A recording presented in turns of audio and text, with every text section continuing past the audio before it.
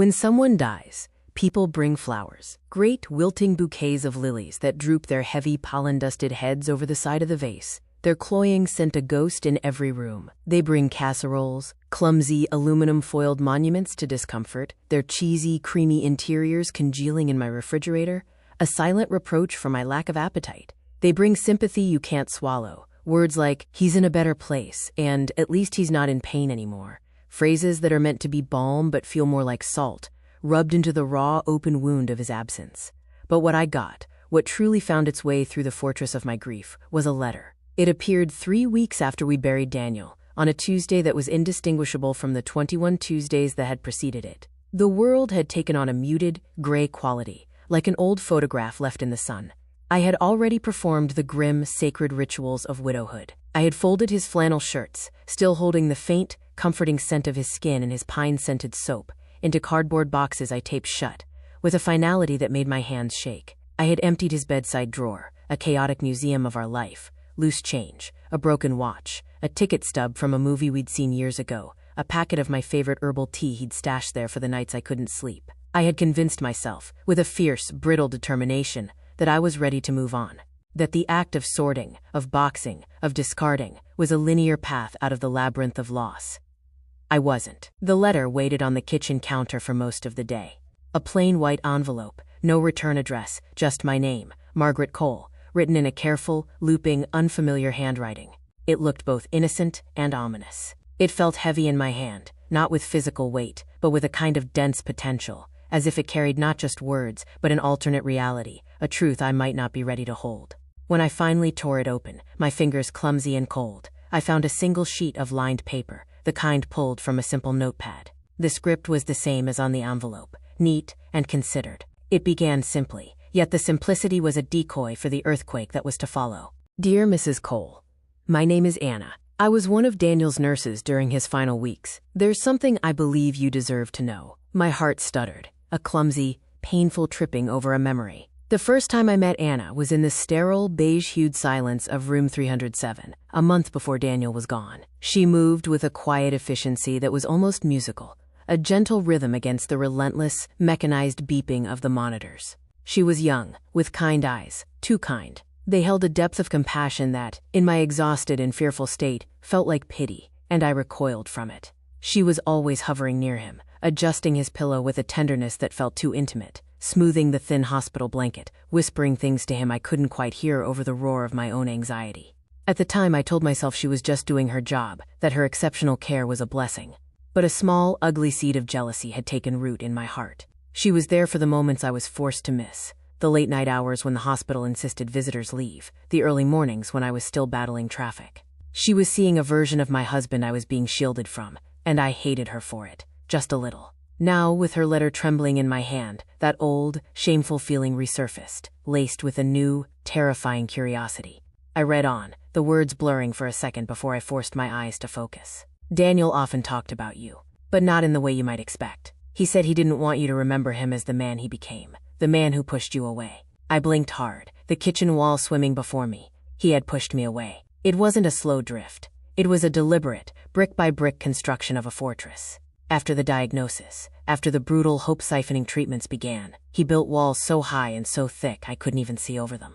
The man I had married, the one who would pull me into a spontaneous waltz in the supermarket aisle, who would shout bad poetry from our backyard just to make me laugh, had retreated into a silent, impenetrable citadel. When I tried to hold his hand, his fingers, once so strong and sure, would lie limp in mine before he'd gently, firmly, pull away. When I leaned in to kiss his forehead, he would turn his head slightly on the pillow, a minuscule movement that felt like a rejection of cosmic proportions. When I told him I loved him, my voice cracking with the effort of holding back tears, he'd simply close his eyes, his long lashes dark against his pale skin, and pretend to be asleep. And I had thought it was me. I had replayed every argument, every moment of impatience, every time I hadn't been perfectly attentive. I had convinced myself that my love was a burden to him now, that he was pushing me away because he had stopped loving me, because the sight of my face, healthy and full of a future he wouldn't have, was too painful to bear. The letter continued, its calm script, a stark contrast to the storm it was unleashing inside me. Daniel told me something the night before he passed. He was very clear, very lucid, He made me promise to write to you after he was gone. He said you'd never forgive yourself if you didn't know the truth, and that was a weight you were never meant to carry. My hands shook so violently I had to set the paper down on the cool formica of the kitchen table. I stared at it, this simple piece of paper that was dismantling my entire understanding of the last year of my life. I picked it up again, my breath a shallow, ragged thing in my chest. He didn't push you away because of the illness, Mrs. Cole. Not in the way you think. He pushed you away because he didn't want you to see what it was doing to him. He told me he was trying to, quote, curate your memories. He said he had a plan to go quietly, to pull back so that you could remember him as he was strong, laughing, alive. He thought if you saw the full, brutal truth of his decline, that image would be the one that would haunt you. He was trying to protect you, even as he was breaking his own heart in the process. My breath hitched. A sharp, painful intake. A memory, vivid and cruel, flashed behind my eyes. That last night, the air in the room had been thick with the unspoken. He was so still, so frail beneath the sheets. I had begged him, my voice a desperate whisper, to stay awake, to just let me talk to him, to tell him one more story about our life. I had babbled about the daffodils coming up in the garden, about the silly thing the neighbor's dog had done. He had just smiled, a weak, heartbreaking ghost of his once brilliant grin, and patted my hand. "Go home, Maggie," he'd whispered, his voice a dry rustle. "You look exhausted. You need rest." It was the last thing he ever said to me. Go home. I had listened. I had kissed his cheek, walked out of the room, and driven home through the empty, rain-slicked streets, sobbing so hard I had to pull over. I had hated myself for leaving him alone that night. For days, for weeks, I had been tormented by the thought that he had died, thinking I didn't care enough to stay, that I had chosen my own comfort over his final moments. But now I realized it was him. It was him who wanted it that way. His final, agonizing act of love was to orchestrate his own lonely departure, to spare me the searing image of his last breath. He had been the director of his own final scene, and he had written me out of it to protect my heart. There was more. The letter wasn't finished. I'm writing this not just because I promised him, but because Daniel asked me to give you something else. He said you'd know what it meant. My fingers, numb and clumsy, found the small, stiff square, tucked into the fold of the envelope. I pulled it out. It was a photograph, small and faded, its corners soft with age. But the image was unmistakable. Italy.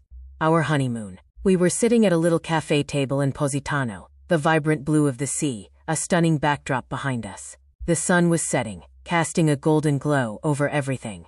I was looking at the camera, smiling, but Daniel was turned towards me, caught in a moment of mid-laughter, his head thrown back, his eyes crinkled at the corners. His arm was slung around my shoulders, pulling me close, and his other hand was holding up a glass of local red wine, as if toasting the photographer, toasting the world, toasting us. He looked so vibrantly, incandescently alive. It was the man he wanted me to remember. With trembling fingers, I turned the photograph over. On the back, in his familiar looping scrawl, the same handwriting that had filled birthday cards and grocery lists and love notes left on the fridge, were 3 words. Don't stop living. A sound escaped me, something between a gasp and a sob. I pressed the photo to my chest, right over my pounding heart, as if I could somehow fuse it back into the past, back into that moment of perfect, unadulterated joy. The world around me blurred and dissolved, the pale yellow of the kitchen walls, the relentless ticking of the grandfather clock he'd inherited from his father, the soft, persistent sound of rain beginning to fall outside. It was just me and him, and the echo of his laughter, crossing time and space to find me again in my silent, lonely kitchen. I don't know how long I sat there. The afternoon light faded into a deep, bruised twilight. And still I sat, the letter spread before me, the photograph resting beside a cup of tea that had long gone cold. I traced the words of the letter with my finger, over and over. Every sentence, every phrase, was a delicate, surgical instrument, carefully peeling back a layer of the guilt I had carried for months, a guilt that had become as much a part of me as my own skin.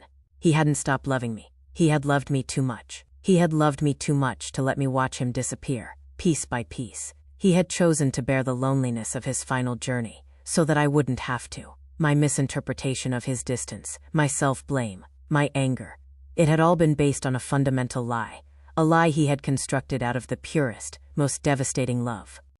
Inside was a single sheet of his own stationery, the heavy, cream-colored paper I'd given him for his birthday one year. The note was in his familiar, sprawling scrawl, a bit shakier than it used to be, but undeniably his. My dearest Maggie, if you're reading this, it means you've found the letter from Anna, and it means you're starting to see the world in color again.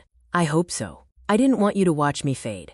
I wanted you to live. I know it was cruel, my love. I know I caused you pain in those last months. Please believe me, it was the hardest thing I have ever done, to push you away when all I wanted was to hold you and never let go. But the thought of my suffering being the last memory you had of us, I couldn't bear it. You always said I made you brave, that I taught you how to stand up for yourself, to take chances. But the truth is, you made me human. Before you, I was just going through the motions. You showed me what it meant to love, to be truly deeply known by another person. You were the greatest adventure of my life. So now, for me, be brave one more time. Don't waste your years talking to ghosts, my love. Go make new ones. Laugh loudly. Travel somewhere we never went. Love again, if you find someone worthy of you. Live a life so full, so vibrant, that when you remember me, it's with a smile, not a tear. I've started a book club. I'm learning Italian.